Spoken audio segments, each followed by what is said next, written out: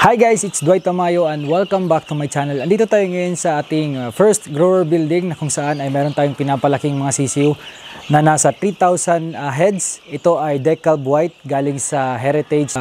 Usually guys, hindi ako kumukuha ng mga sisiw from mainland Luzon dahil medyo malayo na yung pag-transport sa kanila papunta dito sa aming poultry. So yung kinukunan ko talaga o yung source ng mga sisiw ko talaga is from Cebu dahil overnight lang nakakarating kaagad yung mga sisiw from Cebu hanggang dito sa aming poultry. Although Luzon part pa yung Masbate, pero mas malapit kami sa Cebu dahil nasa southern part na kami ng Masbate.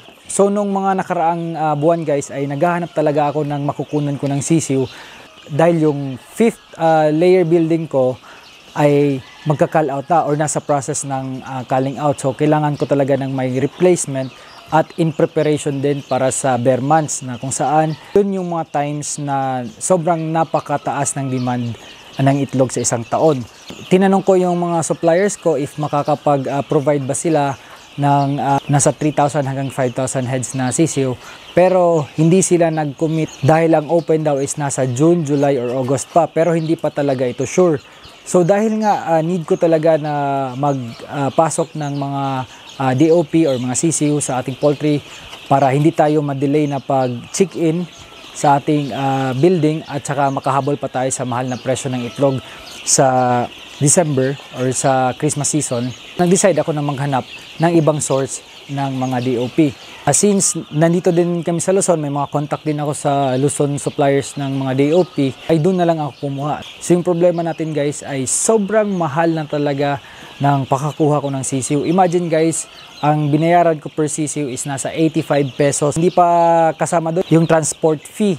So gumastos pa ako ng nasa 20,000 pesos para i-transport from Heritage or yung sa Bulacan na hatchery nila papunta sa Pilar, Sorsogon. And then sa Pilar, Sorsogon na naman papunta ng Masbate.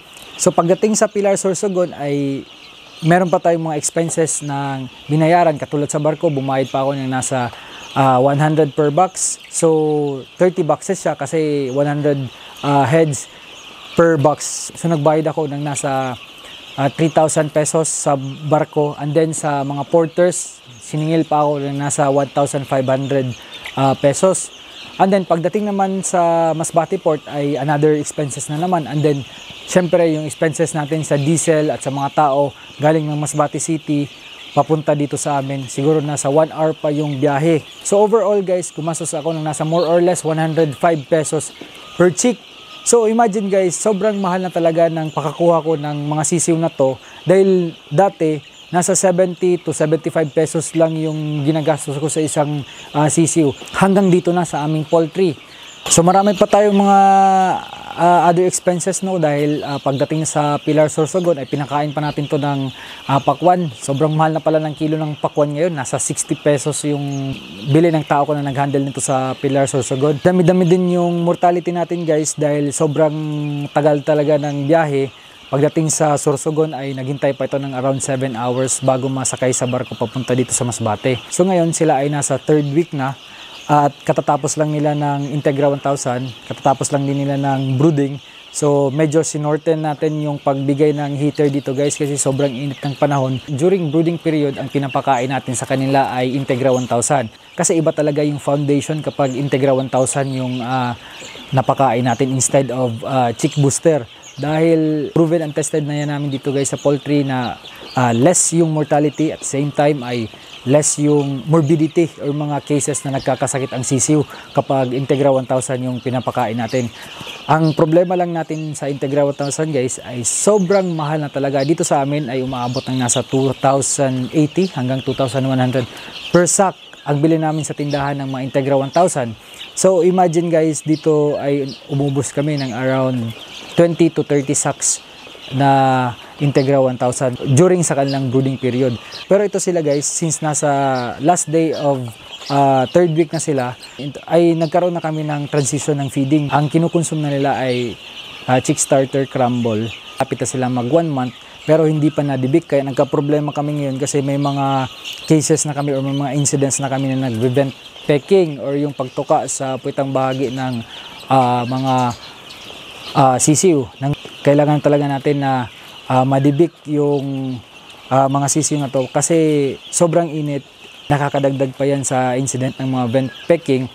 Otherwise, kapag hindi natin nadibik ay magkakaproblema tayo, mas maraming mortality at mas maraming madadamage sa mga manok. So binigyan na din natin to sila guys ng NCD Lasota Plus IB, at the same time ay nabigyan na din ng Gumboro vaccines. And then kung mapapansin nyo guys ay yung mga feathers nila, kulay ng feathers nila ay from yellow, nagta-transition na din into white. Sa mga palong na din na visible yung mga lalaki na naka-mix ay meron ng mga palong, so nakikita na natin yon. Yung survivability rate kapag sa mga ganitong edad guys ay medyo mataas na din, lalo na maganda ng pagka-brood sa kanila. So guys, aside from vaccines ay palagi nating binibigyan sila ng multivitamins plus electrolytes dahil sobrang init ng panahon. At the same time, multivitamins plus ADEC or ADAC vitamins para masuportahan yung immune system nila. So 3 months na lang ay magiging RTL na to sila. Sabi ko kanina ay i-check-in natin yung iba sa ating mag-internal check-in tayo sa ating sariling layer building na hinahanda yung layer building number 5. May matitira pang 1,000 heads. Meron tayong confirmed booking na nasa 700 heads. Pero madadagdagan pa yan kasi meron pang nagkukumit na mag-purchase ng mga RTL. Pero yung problema ko ay wala na tayong masyadong maibigay. Hopefully may dumating na bagong sisiw kasi meron pa akong in-order ng mga bagong sisiw. At yun pa yung maibibigay natin sa ating mga bagong magpabook ng RTL. So yung presyo ng RTL natin guys, dahil sobrang mahal na nga ng presyo ng sisiw at sobrang mahal na din ng presyo ng mga vaccines, ngayon nga guys ay nahihirapan kami na mag-secure ng mga vaccines dahil sa palaging out of stocks. Maybe magtataas yan ng presyo, so marami pa tayong mga vaccines na gagamitin dito guys sa ating mga sisiw. Meron pa tayong mga intramuscular vaccines, kaya mapapagastos pa talaga tayo. So siguro ang magiging presyo ng ating mga RTL ngayong season ay nasa 420 hanggang 450 per head. Yan guys, I assure you na good quality RTL within 2 weeks ay mangingitlog na yan pagdating sa inyo. Then, kompleto yan ng vaccination. So, hindi tayo magkakaproblema pagdating sa laying period. So, pag may nag-offer sa inyo ng mas mababang RTL ay sigurado hindi yan kompleto sa vaccine or hindi yan kompleto sa edad na i-deliver sa inyo. Maybe 1 month or 1 month and a half pa bago mangitlog sa inyo. Dahil ngayon guys, sobrang mahal na din ng cost to produce ng isang RTL dahil ang mga feeds, ang mga vaccines at saka iba pang mga operational expenses sa pagpapalaki ng mga manok ay nagtataasan na din ang presyo. Problema lang natin ngayon guys ay yung presyo ng itlog ay hindi pa masyado ganun kataas na para ma-convince yung mga poultry farmer sa mag-reinvest ng RTL. Pero hopefully guys, sa mga susunod na buwan ay mas maganda yung magiging presyohan ng mga itlog and demand ng mga itlog para at constant monitoring lang tayo dito sa ating mga sisiw guys dahil alam naman natin na sobrang init nga ng panahon. Maraming mga sakit ang posibleng lumabas kaya naka-standby yung aming mga supplements at saka medications na in case na mayroong outbreak dito sa poultry ay ready namin harapin.